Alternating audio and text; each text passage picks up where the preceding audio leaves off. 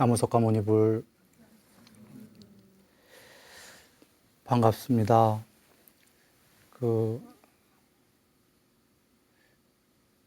참 요새 아름답습니다.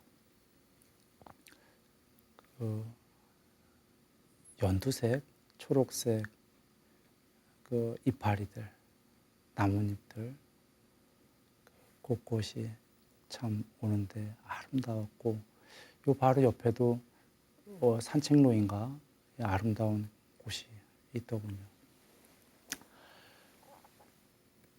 잘들 지내셨죠? 네. 예. 오늘은 바른 생계, 육군 단속 이렇게 공부를 예정인데요. 바른 생계는 아마 금방 지나갈 거예요.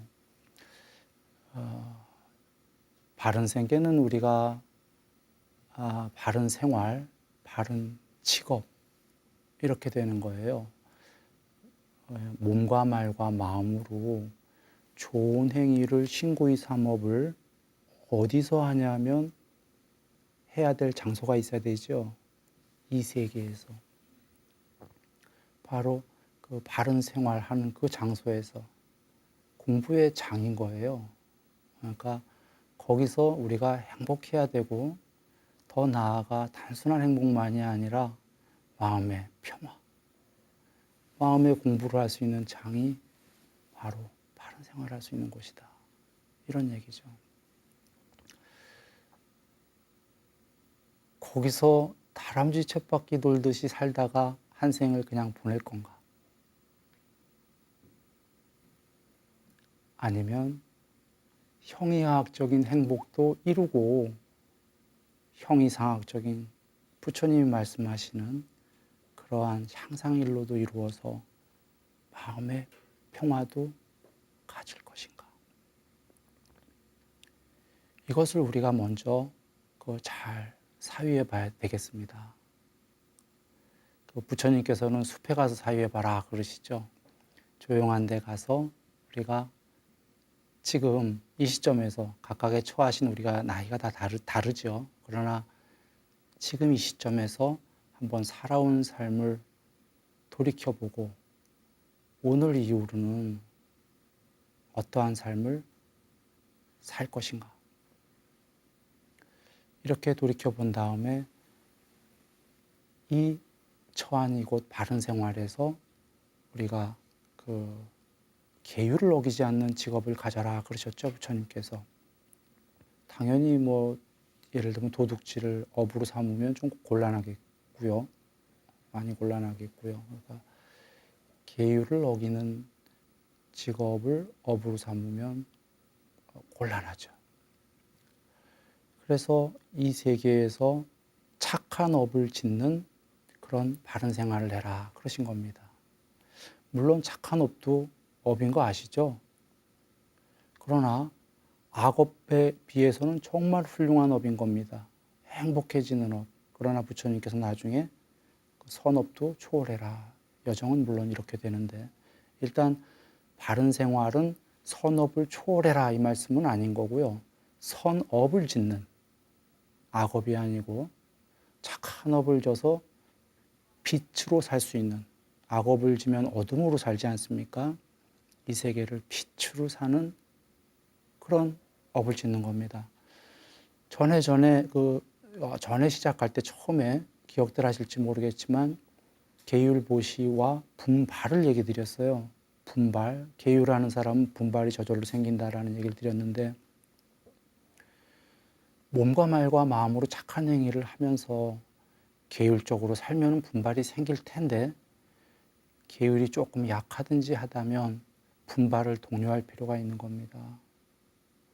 이 세계에는 해탈 안 한 자는 천상의 신까지도 다 분발해야 된다라고 부처님께서 말씀하셨거든요. 분발이 우리의 키워드입니다. 이 세계에서의. 그래서 요약한다면 신구의 삼업, 몸과 말과 마음으로 행위를 잘 지면서 더불어 분발한다. 그래야 꽃이 핀다. 그런데 분발의 반대는 뭡니까? 좌절입니다.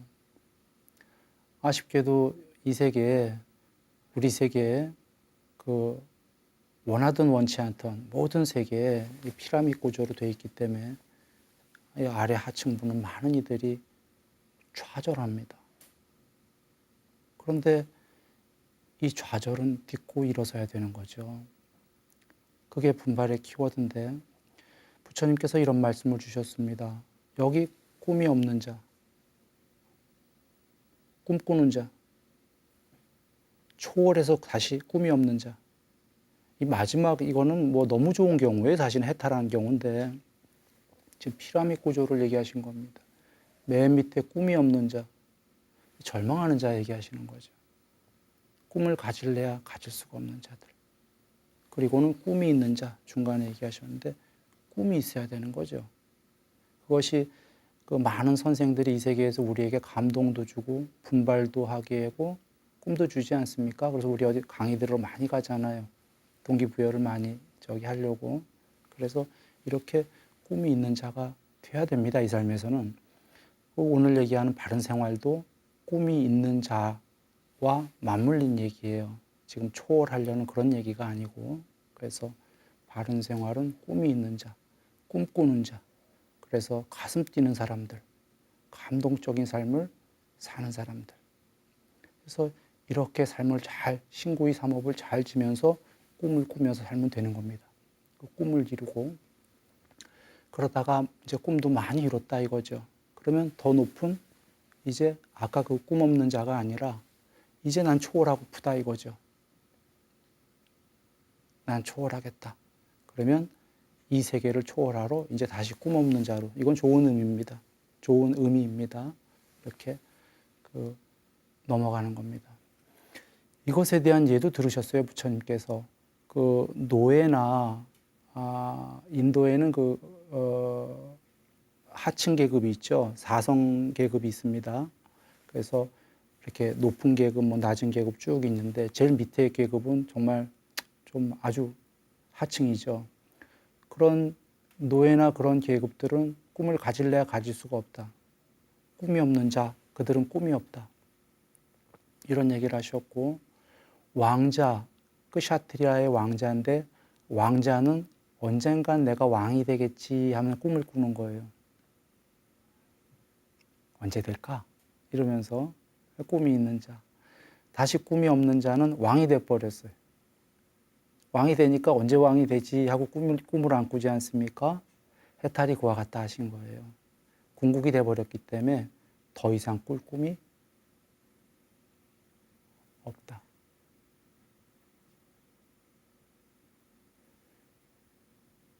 모든 걸 초월한 끝인 거죠. 이것이 중간에 꿈이 있는 자를 위해서 여적 모두에 설했던 게 뭐냐면 계율과 보시 말씀이었던 겁니다.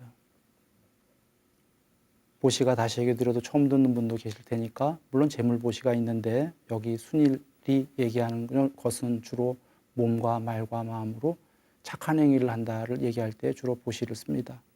그래서 몸과 말과 마음으로 나쁜 일을 안 하는 것은 계율, 몸과 말과 마음으로 착한 행위를 하는 것은 보시. 이럴 때 보시는 공덕이 크고 계율을 하게 되면 남으로부터 비난받지 않는, 그리고 스스로도 비난하지 않는 내면의 행복이 있다. 이렇게 할 때 그리고 계율을 어기지 않는 직업을 갖고 이 삶을 살아갈 때 바른 생활, 바른 생계를 부처님 말씀에 따라서 보시, 계율을 하면서 분발이 돼갖고 많은 것을 잘 이룰 수 있는, 큰 모든 것을 이룰 수 있는 그런 삶이 될 것이라고 확실하게 얘기할 수 있습니다. 혹시 이 얘기를 들으면 어떤 사람은 그럴 거예요. 저거 스님 맞아? 저거 불교 얘기 맞아? 이럴지도 모르겠어요. 이유는 부처님 말씀은 탐진치의 소멸인데 저 사람 나와서, 저 스님 나와서 탐진치 부추기네. 진치를 부추긴 적은 없지만 탐을 부추기네. 잘 살 거래네. 명성이 있을 거래네. 다 이룰 거래네. 저 부처님 말씀에 위배되는 거 아니야 라고 얘기할지 모르겠어요. 부처님 말씀은 탐진치의 소멸이 맞습니다. 쌍위단 니까야라는 경전에서 아예 단적으로 얘기하십니다. 깨달음은 탐진치의 소멸이다. 탐진치를 소멸하려면 사마타와 윗바사나를 닦아라. 뭐 이렇게 쭉 나오셔요. 그러니까 제일 모두에 딱 나오는 게 아예 선언이에요. 탐진치의 소멸이다. 이게 깨달음이다. 그러면 지금 순일이가 다른 얘기했냐 이거죠. 다르지가 않은 게 여적한 얘기도 탐진치의 소멸입니다. 같은 맥락이에요. 뭐가 다르냐면 제가의 삶과 그 초월의 삶이 다른 거는 한번 여겨보시죠. 계율도 안 지키고 보시도 안 하고 몸과 말과 마음으로 남 돕지도 않고 재물 보시도 어디 어려운 사람들 돕지도 않고 하는 사람이 돈을 많이 모았어요. 재벌이 됐어요. 이런 사람이 되면은 세상에 도움이 될까요? 안 될까요? 안 됩니다. 계율적으로 참 훌륭한 사람이에요. 그리고 남도 도울 줄 알아 평소에. 어려운 사람들 돕고. 이런 사람이 돈이 많을수록 이 세상이 좋아질까요? 나빠질까요? 좋아집니다. 계율 잘 지키고 남 많이 돕는 사람이 이런 사람이 돈 많아야 되는 거 아니에요? 이런 사람이 많아야 되는 거예요. 의술이 훌륭한 사람이 슈바이처 박사같이 훌륭한 인품을 가진 사람이 의술이 뛰어나야 되는 겁니다. 그러니까 돈 얘기뿐이 아니라 의술뿐이 아니라 각각의 그 탤런트가 훌륭한 사람들은 아까 이 둘 중에 계율보시가 엉망인 사람이냐 계율보시가 훌륭한 사람이냐 중에 누가 있어야 되냐면 계율보시가 훌륭한 사람들이 탤런트가 있으면 이 세계는 좋아질 거예요.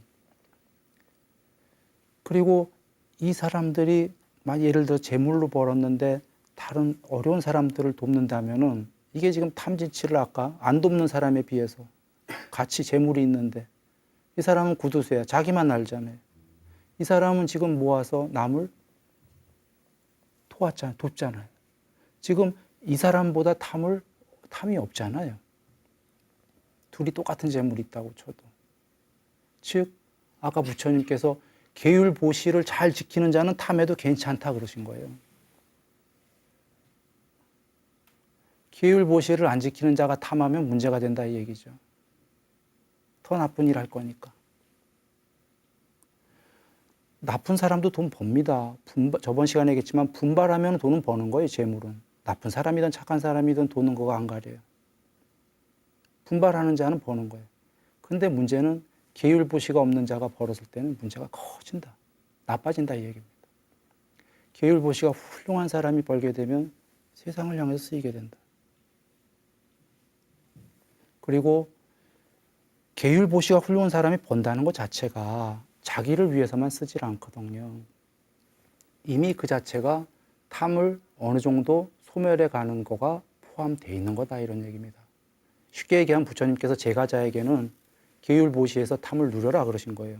그러나 누린다는 그 자체가 탐을 강화시키는 게 아니라 그것도 여전히 어제보다는 탐을 버리는 게 될 거다. 누리면서 나누어라 이 말씀이 되는 겁니다. 그래서 경전에 이런 말씀이 계십니다. 탐에 머물러, 탐에 강요되어, 탐에 완전히 동요되어 인색함까지로 간다. 구두쇠죠. 이렇게 되지 말라는 겁니다. 거꾸로 인색한 자는 탐에 완전히 동요되어서 강요되어서 탐에 머물러 정도까지만 가라 그러셨어요. 머물러가 뭐냐면 탐욕은 있다 이 얘기입니다. 있는데 탐에 미치지 않았다 이 소리예요. 아까 계율보시가 된 사람이 분발하는 사람이 바로 그겁니다. 그 사람 탐욕 있어. 많이 쓰고 싶어. 그런데 계율보시를 통해서 분발하면서 많이 벌어서 많이 써요. 그리고 자기만 쓰나요? 더불어 쓴다. 그래서 이것이 탐욕을 강화해라의 얘기가 아닙니다. 아까 계율보시하게 되면은 신구의 삼업을 잘하는 자는 벌 수밖에 없다. 벌어도 좋다. 이런 게 그런 사람이 벌어서 버는 거는 탐욕이 더 커지는 게 아니라 끝까지의 길, 처음도 좋고 중간도 좋고 끝도 좋은 그 길로 같이 소멸해 가는 여정에 있는 게 맞다 그러신 거예요.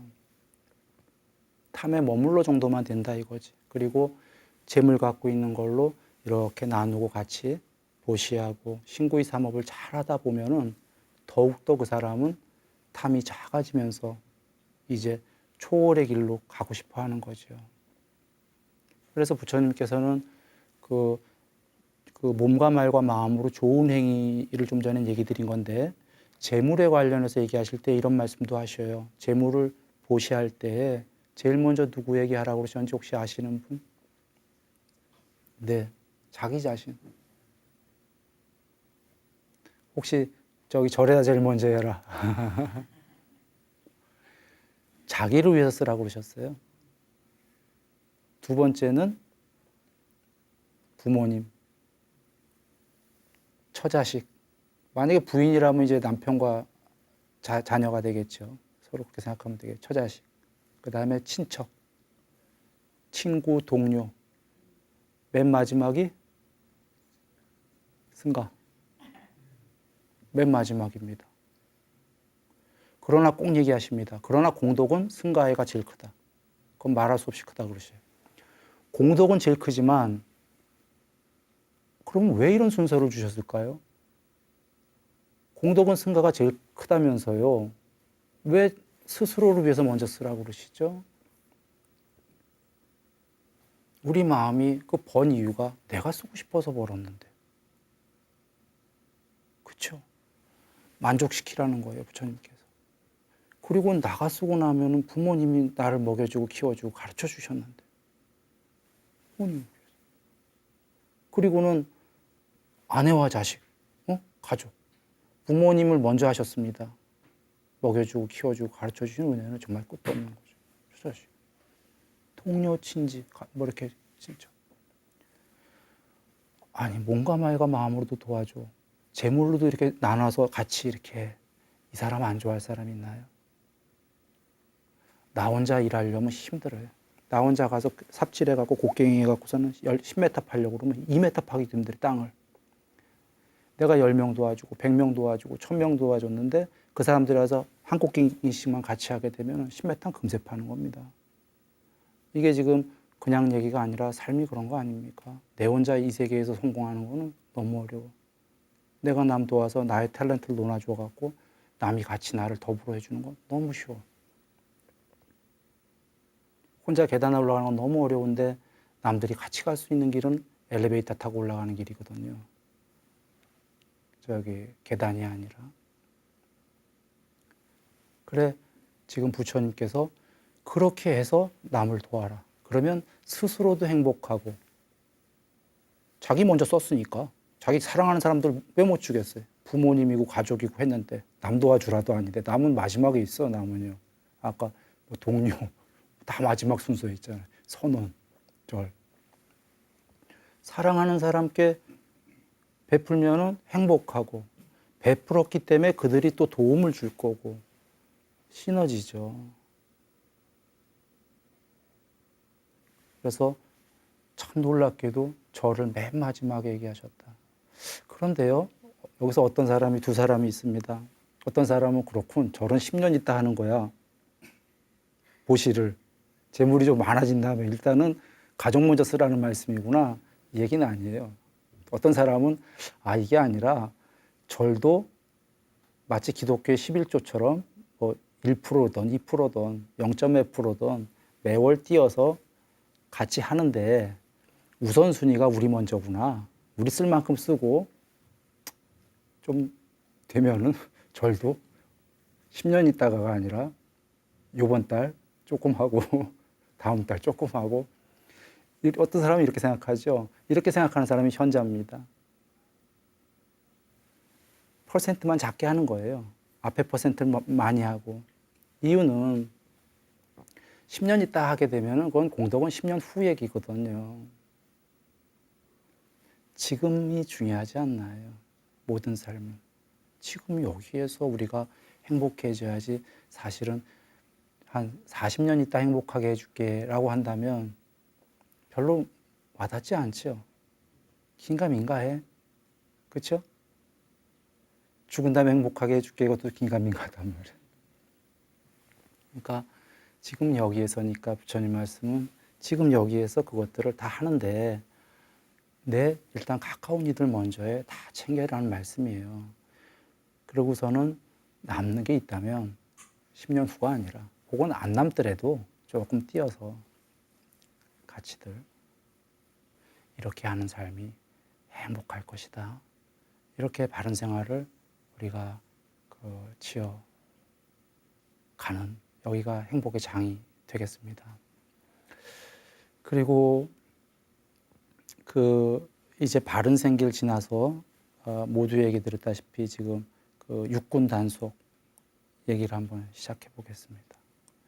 육군은 뭐 거의 다 아시겠지만 혹여 모르는 분을 위해서 다시 한번 얘기를 드리면 눈, 귀, 코, 혀, 몸, 마음의 기능입니다. 6가지 기능. 6가지를 단속해라 그러신 거죠. 우리가 눈, 귀, 코, 혀, 몸, 마음을 단속해라는 건 대상이 있지 않겠습니까? 대상은 우리가 눈으로 보는 건 이제 바깥의 모양들, 형상들, 소리, 냄새, 맛, 이제 몸에 닿는 감촉들. 마음의 대상은 이제 법이라고 그러는데 법은 안팎의 법들이 있는데요. 마음의 대상이 되는 건 다 법입니다. 마음의 요소들, 이 세계들 전체. 혹은 내 마음속에 그 아뢰야식에 있는 저장된 것들, 모든 마음의 요소들, 그래서 마음의 대상들, 이렇게 보면 되겠죠. 구성 요소들. 그래서 눈, 귀, 코, 혀, 몸, 마음을 단속하라는 건 아까 좀 전에 안이비설신의라고 하는데 색성향 미촉법으로부터 단속을 해라 이 말씀이지 않습니까? 앞으로 눈, 귀, 코, 혀, 몸 이렇게 하고 하면 좋은데 색성향 미촉 이것도 형상, 소리 하면 좋은데 한자루가 이게 습관이 됐는지요. 그냥 자꾸 한자루만 나와요. 그래서 그냥 한자루 하겠습니다. 그러니까 안이비설 신이 하면은 눈, 귀, 코 다 하실 거예요. 눈, 귀, 코, 혀, 몸, 마음 얘기하는구나. 색성향 미촉법 하면 형상, 소리, 뭐 이렇게 냄새 등등등이구나 이렇게 여겨주시면 되겠습니다. 안이비설 신이가 색성향 미촉법에 접촉을 했을 때 생기는 장애 때문에 안이비설 신이를 단속해라 이 말씀이잖아요. 경전 말씀으로 가면 이런 겁니다. 예를 들면 눈이 형상을 봄에 있어서 좋아하는 아름다운 표상을 보면은 이게 집착이 물밀듯이 일어난다는 거죠, 마음에. 저기의 표상, 싫어하는 표상을, 싫어하는 영상을 보게 되면은 화가 싫어하는 마음이 내면에 물밀듯이 일어난다. 이것도 저것도 아닌 영상을 보게 되면은 좋아하지도 않고 싫어하지도 않는 그냥 그런 마음이 일어난다. 귀도, 코도, 혀도, 몸도, 마음도지요. 그래서 이것을 단속하지 않으면, 육군을 단속하지 않으면 어떻게 된다는 말씀이 되는 거죠, 결론이?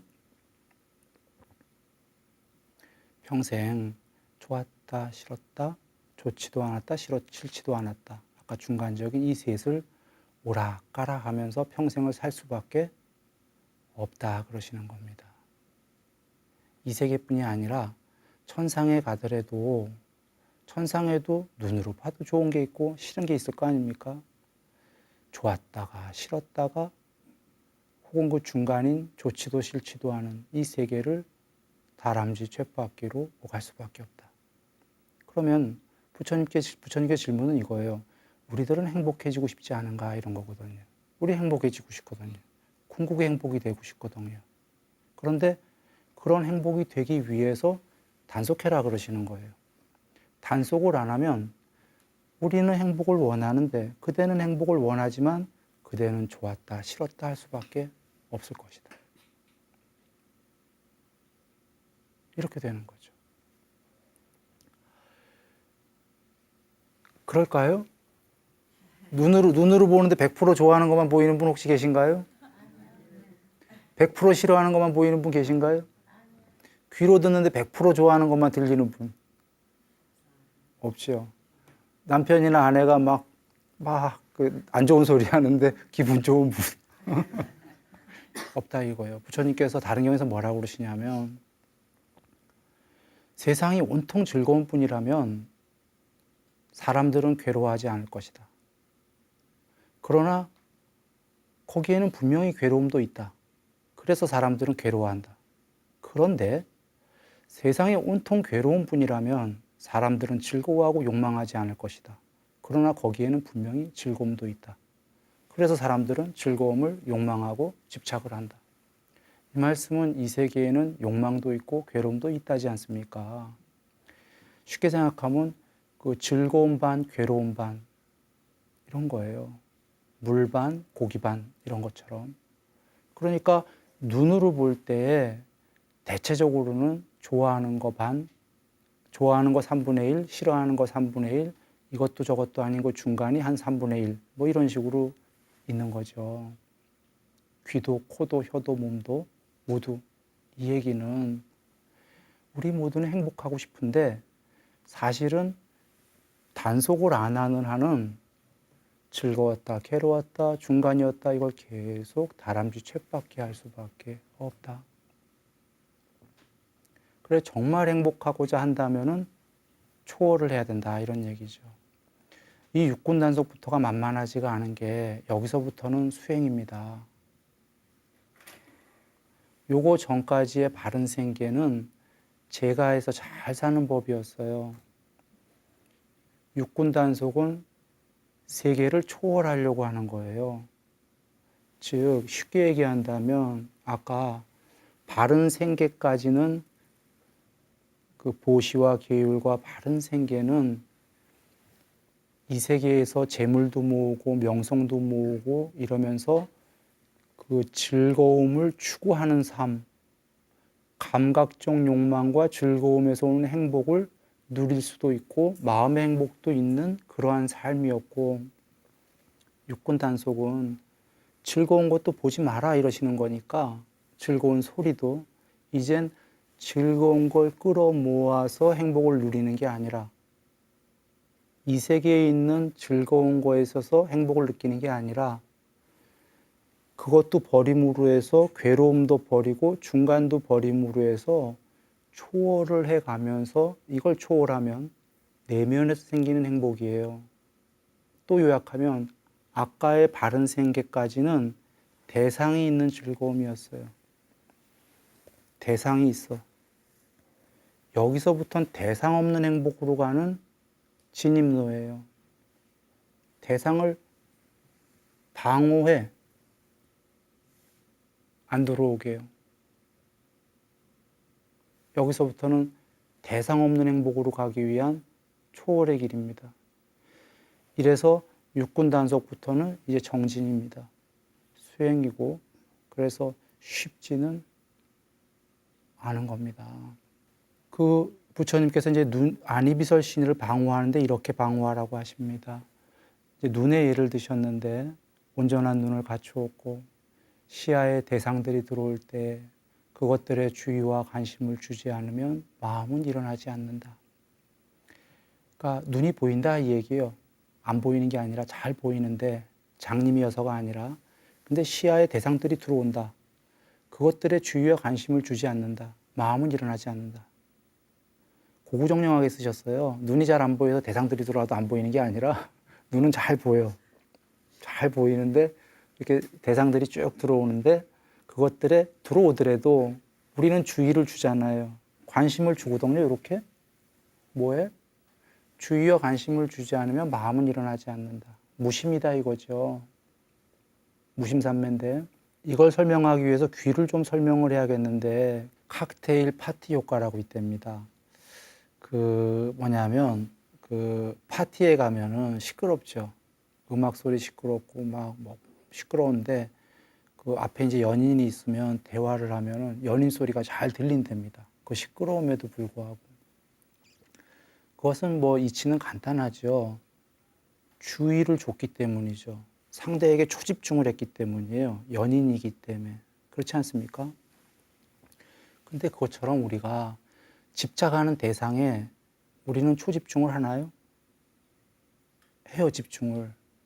가다가 쉽게 예를 들어보죠. 특히 여성분들 백화점 가서 무슨 세일하게 되면, 명품 세일을 하게 되면은 그 많은 물건 중에 자기가 막 정말 평소에 사랑하고 뭐 사고 싶고 막 그것만 눈에 들어오잖아요. 그렇지 않나요? 어떻게 잘 찍을 수 있잖아요. 그 많은 물건 중에 그것만 싹 보이잖아요. 그게 실제로 그런 일도 있거든요. 눈에다가 뭘 하나 산매의 방법 중에 하나인데 뭘 초집중을 하게 되면 오히려 그게 막 툭툭툭 입체로 말이죠. 더 입체로 튀어나오기도 합니다. 그러니까 자기가 좋아하는 건 막 뭔가 더 이렇게 막 주의를 주잖아요. 집중을 하잖아요. 관심을 주잖아요. 이건 뭐 너무나 당연한 거죠. 관심을 안 주면 연인도 도망가거든요. 연인을 사랑할 수 있는 것은 지속적 관심과 양보예요. 이건 연인뿐이 아니고요. 가족이건 모든 관계에서 지속적 관심과 양보를 안 주면 상대가 좋아할 일이 없는 거죠. 그래서 주의와 관심을 오죽하면 물건마저도 어떤 것도 주의와 관심을 줘야지 되는 건데, 즉 사랑하는 거에는, 집착하는 거에는 주의와 관심을 가기 마련이고, 역으로도 주의와 관심을 주게 자꾸 주다 보면은 사랑이 돼요. 그렇죠? 강아지 별로 안 이뻤는데 주의와 관심을 계속 주다 보면은 어느 날 이뻐갖고서는 이제 막 병 걸리면 나는 병원 못 가도 강아지를 위해서 병원 가는 겁니다. 실제로 그런 예들이 있습니다. 그러니까 사랑하면 관심을, 주의를 주게 되지만 거꾸로 주의와 관심을 줘도 사랑하게 된다. 그러면 이걸 역으로 얘기해 보죠. 주의와 관심을 안 주게 되면 사랑했던 것도 어떻게 된다는 얘기죠? 거꾸로 얘기하면 사랑이 시들해진다는 거 아닙니까? 그래서 영어에도 out of sight, out of mind 이런 게 맞는지 모르겠어요. 지금 영어가. 눈에서 멀어지면 마음에서 멀어진다. 맞았나 보네요. 그러니까 주의와 관심을 안 주면 그전엔 사랑했었는데, 마음에 있었는데 out of mind, 마음에서 멀어진다. 이렇게 되는 거 아닙니까? 돌아와서 부처님 말씀이 시야의 대상들이 들어올 때 그것들의 주의와 관심을 주라? 주지 마라. 주지 않으면 마음은 일어나지 않는다?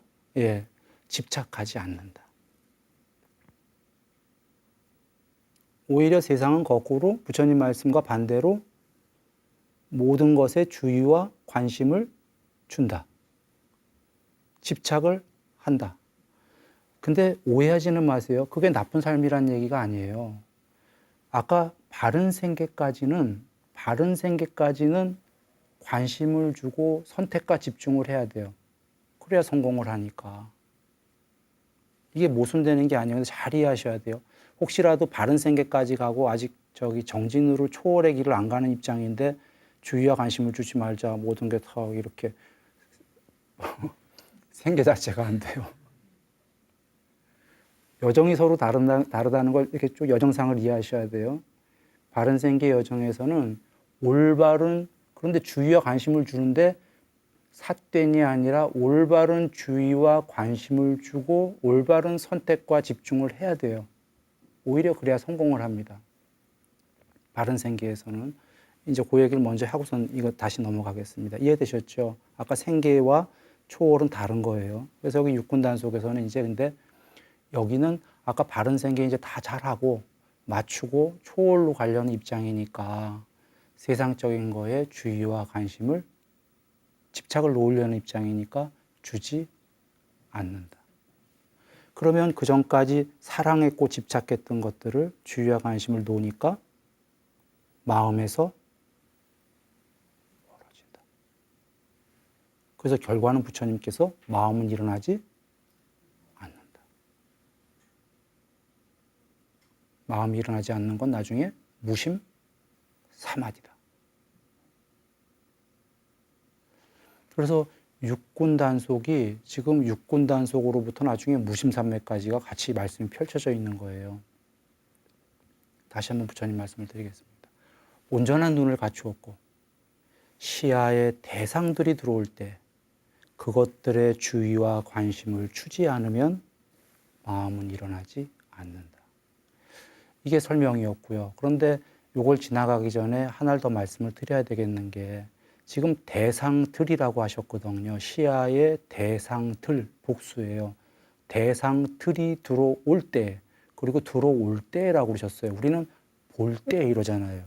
본다는데 부처님께서는 아니야, 걔네들이 들어오는 거야 그러시는 거예요. 대상들이 보여지는 거야, 비추이는 거야 라는 말씀을 쓰시는 겁니다. 본다가 아니라 보여진다, 비추인다, 걔네들이 전부 다 들어온다 이런 표현을 쓰셨어요. 대상들이 들어올 때 그것들의 주의와 관심을 이렇게 나가는 겁니다. 요 뉘앙스 차이가 나중에 이게 좀 큰 차이입니다. 아까 단수로 우리가 무엇을 본다 할 때 이걸 보죠.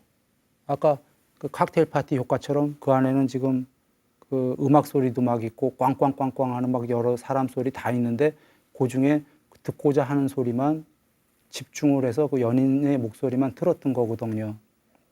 하나만 들었던 거예요. 그 많은 소리 중에. 눈도 사실 이 많은 것 중에 지금 보고자 하는 거 하나만 보고 있는 거죠. 하나만 보는 거죠. 사실 지금 보시면서 이 뒤에까지 보는 분 계십니까?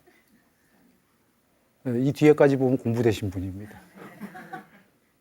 이것이 이 뒤에까지 다 보고 계시다면 들어올 때 이렇게 되는 거예요. 부처님 말씀처럼.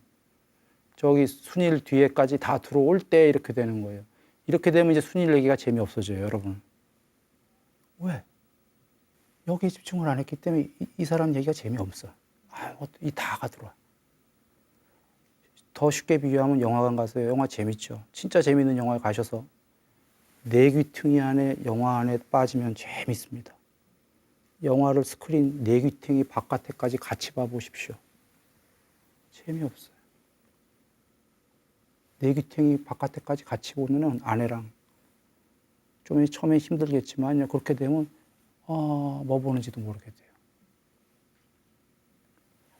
자, 다시 한번 정리합니다. 본다, 단수.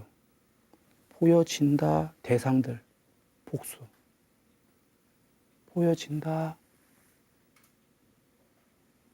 비추인다라는 건 더 깊은 상태에서 더 많이 비추이는 거예요. 마음은 더 없는 거예요. 거울에 비추인다, 세상이. 거울은 마음이 없습니다. 호수에 비추인다, 호수는 물이 마음이 없습니다. 마음이 없기 때문에 비추인다, 마음이 없는 애들한테 보이면 비추인다 이런 말을 씁니다. 눈에 마음이 없으면, 마음에 마음이 없어갖고 눈에 봄이 없으면 눈에 비추인다, 세상이.